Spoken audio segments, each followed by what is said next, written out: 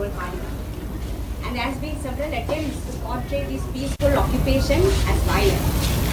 And standing from this protest site, I want to tell people who are not part of this struggle, people who are outside this struggle, the people who are the people of this struggle have never been violent. They have always been peaceful, and the occupation has always been peaceful. And these buildings are people's properties. They are not anyone's private properties. They are people's properties, and people have a right to occupy. Despite this peaceful occupation, today as people from the struggle, we have decided that we will withdraw from most of these properties, except the old parliament and the Golface place. Because people have gathered in the old parliament to send a very clear message to not only the executive, but also the legislature. We want you to do the job. We have come here, we have stood here for 97 days, we have asked Gotabaya Rajapaksa to resign, we have asked Ranil Wickremesinghe to resign, but for the last 3 days, these politicians have acted as if this country is their private. And my colleague Shrija is reporting from Colombo, and she gets us the latest details from the ground. Shrija, we just heard the protesters saying that they will leave many official buildings that they had earlier occupied. Which are these buildings that will now be returned, and who will they go back to, considering that the president has already fled the country?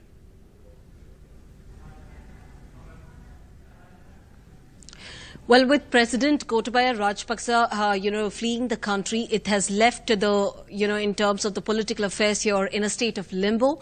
Now, as far as the protesters are concerned, of course, they have also been receiving severe flack for, in fact, occupying several political buildings. Because if you remember, on the 9th of July, yes, there was a huge protest, a massive one, that was planned by various protesters over the, 1 week prior to this, leading to July 9th. Of the protest, which they called it, of course, the end game. And we went on to see how all the protesters from across the length and breadth of Sri Lanka converge at Colombo and eventually successfully taking over the presidential palace.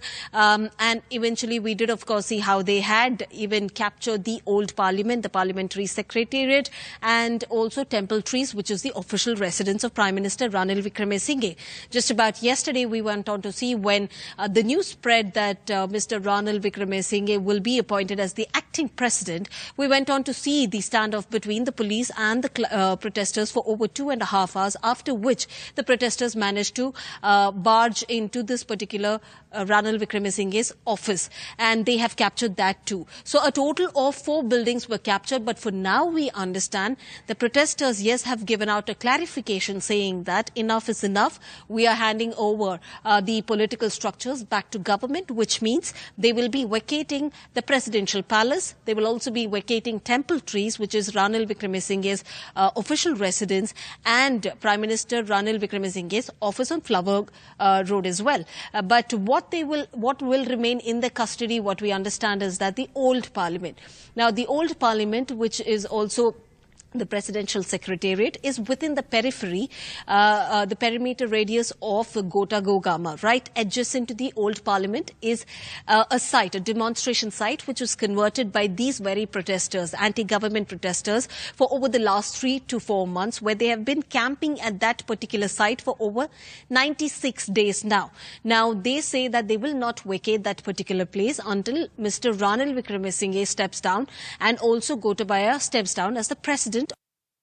So they say they will continue to occupy the old parliament, the presidential secretariat, while handing over the other political structures back to the government. Right, Srija, just to get a clarity, just to get a final clarification on this, that this decision by the protesters, can it be seen as a sign of the protest toning down, with them returning the buildings that they had earlier occupied, or is it just them retaliating to the criticism that they had gotten for occupying these buildings? Well, it's interesting to look at it in this perspective, because if you see, I'm talking about a protest that extended to over 97 days since April onward. Now imagine these protesters, now they are from various parts of Sri Lanka.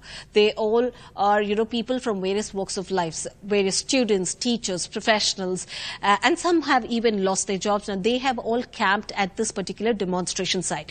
Now the initial plan was, we will not leave this demonstration site, which is Gota Gogama, until Mr. Gotabaya Rajapaksa resigns. But subsequently what happened was, even when Ranil Wickremesinghe was appointed as the Prime Minister of Sri Lanka, the chorus grew louder, even, demanding his resignation as well. So until then, of course, it's been very peaceful at the moment. Until then, there was not really any plans in terms of capturing the political structures or political buildings.